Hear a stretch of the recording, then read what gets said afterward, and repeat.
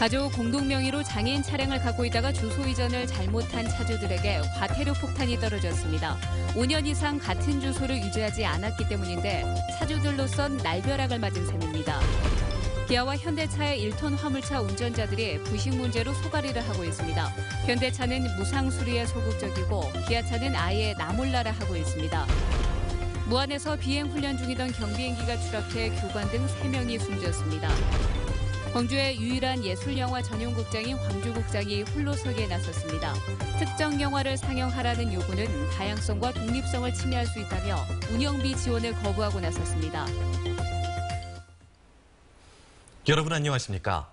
정부는 장애인들이 연료비가 싼 LPG차를 타고 다닐 수 있도록 허가해주고 있습니다. 그런데 장애인 LPG 차량 소유주들이 300만 원이라는 과태료 폭탄을 맞았습니다. 광주에서만 2,000명, 전국적으로는 3만 명에게 생긴 일입니다. 송정근 기자입니다. 장애인용 LPG 차량 소유주인 62살 남모 씨는 며칠 전 과태료 300만 원을 내라는 통지서를 받았습니다.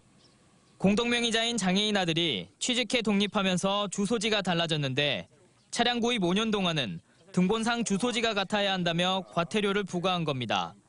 어려운 형편엔 날벼락 같은 일이었습니다. 갑자기 저한테 태거 분리가 됐다. 그 한 가지로 해서 이 엄청난 짓 같더라. 엄청난 것 같더라고. 저기 잘못 잤나 지금. 이 돈 말할 방법이 없을까. 나 씨처럼 과태료 폭탄을 맞은 장애인용 LPG 차량 소유주는 광주에서만 2,000명, 전국적으로는 3만 1,000여 명에 이릅니다.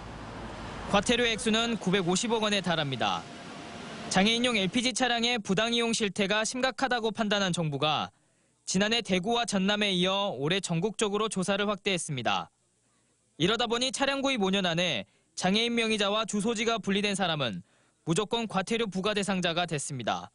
너무 관리가 좀 허술하지 않냐. 전국적으로 실태가 비슷할 것이라는 정부 판단에 의해서 지금 다 조사를 일제히 하게 됐습니다. 하지만 장애인 차량 소유주들은 차량 등록 당시 관련 법에 대한 설명을 듣지 못했다며 억울함을 호소합니다. 또 주소가 분리돼 있다는 것이 꼭 장애인 차량의 부정 사용을 의미하는 것이 아닌데 300만 원의 과태료는 너무 과하다는 입장입니다. 사전 예고나 경고장도 없었던 갑작스러운 과태료 폭탄에 장애인 가정들이 혼란스러워하고 있습니다. MBC 뉴스 송정근입니다.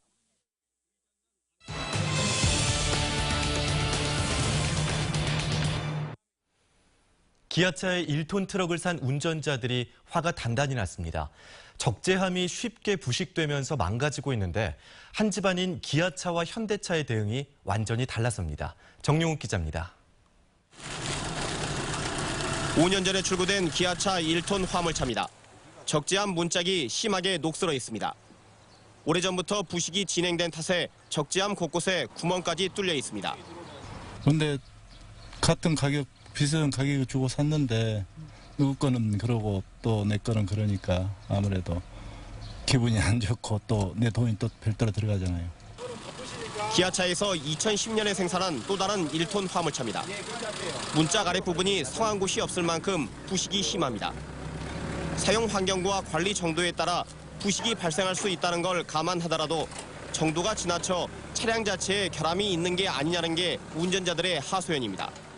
고객들이 이런 불만이 있더라 해도 회사 쪽에서 어떤 적절한 대응을 전혀 없습니다. 지금 현재까지는. 문제는 기아자동차의 사후 대응입니다. 현대차는 1톤 화물차에서 비슷한 문제가 생기자 2003년에서 2011년 사이에 생산한 차를 대상으로 적재함 무상 수리를 해주고 있습니다. 하지만 기아차는 영업망이나 서비스 체계가 현대차와 다르다며 나몰라라 하고 있습니다. 고객님들의 불만이 최소화될 수 있도록 대책을 강구하도록 하겠습니다.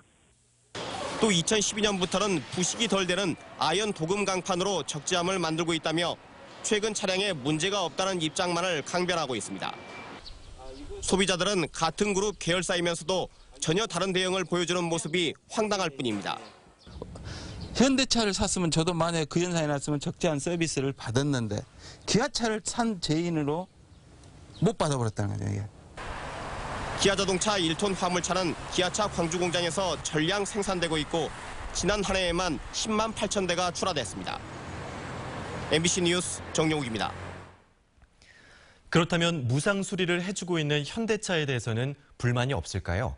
현대차의 1톤 트럭 운전자들은 무상 수리를 받으려면 너무나 오래 기다려야 하고 개별 통보가 되지 않아 모르는 운전자도 있다며 현대차를 성토하고 있습니다. 이계상 기자입니다. 현대차 1톤 트럭으로 용달업을 하는 김용근 씨. 2010년에 차를 산 이후 3년가량이 지나자 적재한 문짝이 온통 부식됐다고 말합니다. 적재한 문을 교체해달라며 무상 수리를 신청했지만 서비스를 받기까지는 하염없이 기다려야 했습니다. 한 1년 정도 기다렸죠, 일단. 1년 2개월 기다린 다음에 했습니다. 무상 수리 대상 차량은 많고 정비업소는 한정돼 있다 보니 수개월에서 길게는 1년가량을 기다려야 하는 겁니다. 하면 그럴 걸로 하고 있습니다. 너무 바쁘다면 한 대밖에 못 할 수도 있고요. 제가 봤을 때 내년 한 3, 4월쯤 될 것 같습니다. 때문에 아예 무상 수리 받는 걸 포기한 운전자도 있습니다. 근데 시간이 많이 걸린다 하던데 바로 된 게 아니라 그냥 타죠, 그냥 포기하고. 차주에게 개별 통보하는 리콜과는 달리 무상 수리는 그렇지 않아서 아는 운전자만 서비스를 받고 있습니다. 그래서 개인 사비로 적재함을 정비하는 경우도 있습니다. 그래서 암암리 아는 사람은 서비스 신청해서 에이스 받고 모르는 사람은 자기 사비로 가는 거예요. 운전자들은 1톤의 경우 수입되는 차량이 없어서 대체할 수 없는 데다 한 집안이 현대 기아차에서 독점 생산하고 있어서 횡포를 부린다며 불만을 터뜨리고 있습니다. 나라에 그 수입을 안 하기 때문에 자기들 그 서비스도 그러고 완전히 그 횡포라고 생각합니다. 불경기 때 더 많이 팔린다고 해서 불황의 대명사라고도 불리는 1톤 소형 화물차. 생계형 서민차 운전자들의 불만이 커져가고 있습니다. MBC 뉴스 이계상입니다.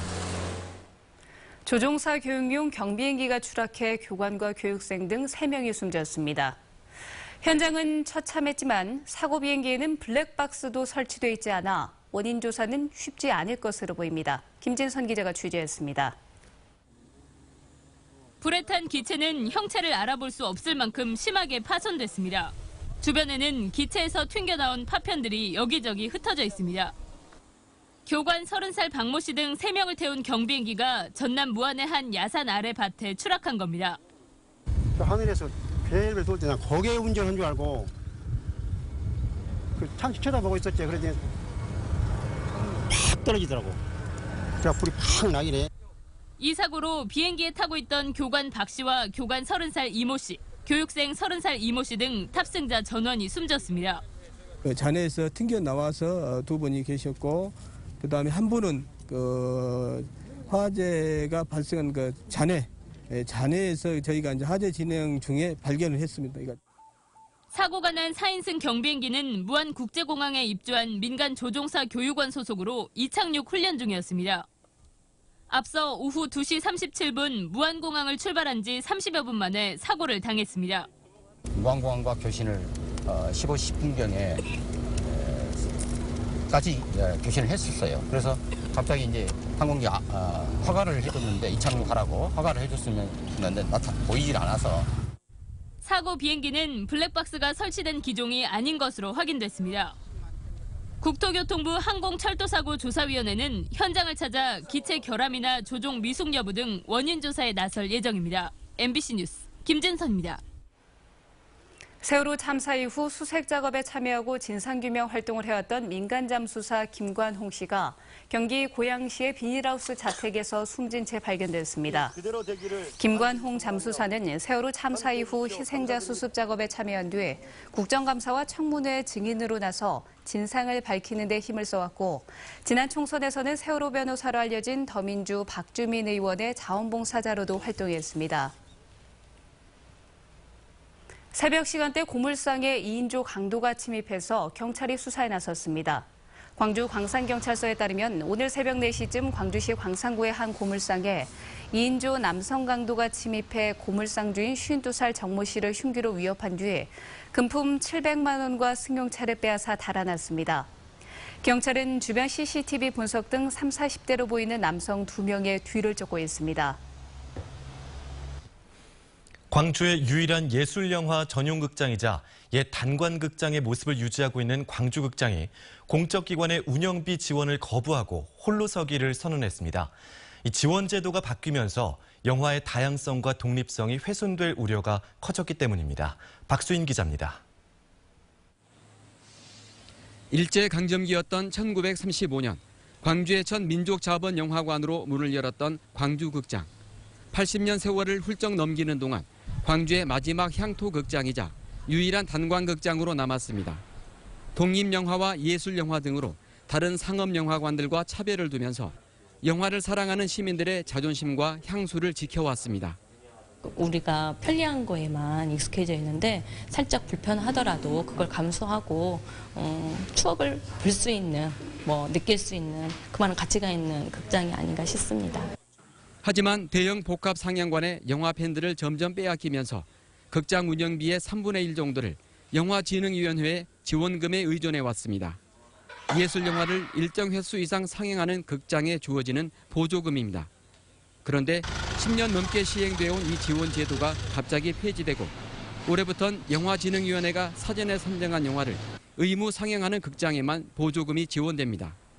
광주극장은 이 바뀐 지원 제도가 문화적 다양성과 독립성을 심각하게 침해한다고 판단하고 지원금을 포기하기로 했습니다.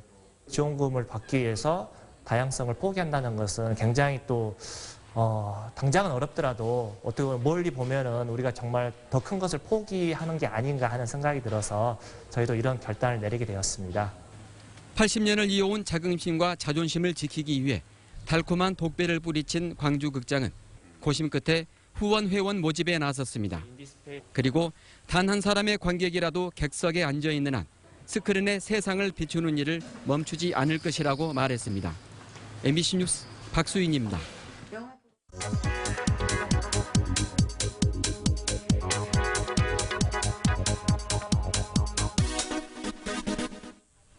올여름 휴가 계획 세우셨습니까? 2천여 섬들의 고향, 전남은 어떠신가요? 한국관광공사가 최근 찾아가고 싶은 섬 33곳을 선정해서 발표를 했는데요. 그중 11개 섬이 전남에 있습니다. 요즘 젊은이들 사이에 사랑의 섬으로 인기가 많은 목포 외달도와 이름도 예쁜 영광 송이도는 조용하게 재충전하기에 참 좋고요. 그리고 외부에 잘 알려지지 않았던 고흥 애도와 여수 연도에선 때묻지 않은 자연을 즐길 수가 있습니다.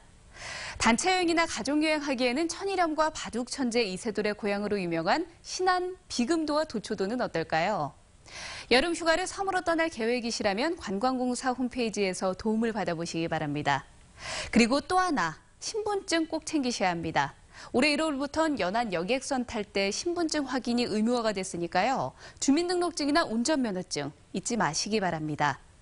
여름 휴가 알차게 준비해서 건강하고 멋지게 보내시기 바랍니다. 카드뉴스였습니다. 고등학생들에게 진로와 진학 상담 등 미래 설계에 도움을 주는 대규모 박람회가 전남대학교에서 열리고 있습니다. 전남대학교 체육관과 용지관 등에서 내일까지 계속되는 이번 박람회에서는 전국 고교생과 교사, 학부모들에게 전공 상담과 체험, 진학 특강 등 프로그램이 제공되고 있습니다. 특히 일방적인 정보 전달 방식에서 벗어나 대화와 컨설팅, 체험을 통해 정보를 공유하는 쌍방향 프로그램 위주로 진행되고 있습니다. 광주기아 챔피언스필드 재협상을 벌이고 있는 광주시와 기아차가 운영 수익과 관련해 감정평가를 각각 진행하고 있습니다. 양측은 야구장 명칭 사용권과 포수 뒷면 기아차 광고, 그리고 임대시설 공실률 등 4개 항목에 대해서 감정평가 결과가 나오면 야구장 운영 수입 지출을 확정할 예정입니다. 993억 야구장 비용 중 300억 원을 낸 기아차가 25년 동안 야구장 운영권을 가져가자 특혜라는 비판이 일었습니다. 3차 국가철도망 구축 사업에 서울, 제주 고속철 건설 사업은 빠졌습니다. 국토교통부가 확정한 제3차 국가철도망 구축 계획 안에 보성 목포 간 철도가 단선 전철로 변경 반영됐고 대구 광주 간 단선 전철 사업은 장래 검토 사업으로 미뤄졌습니다.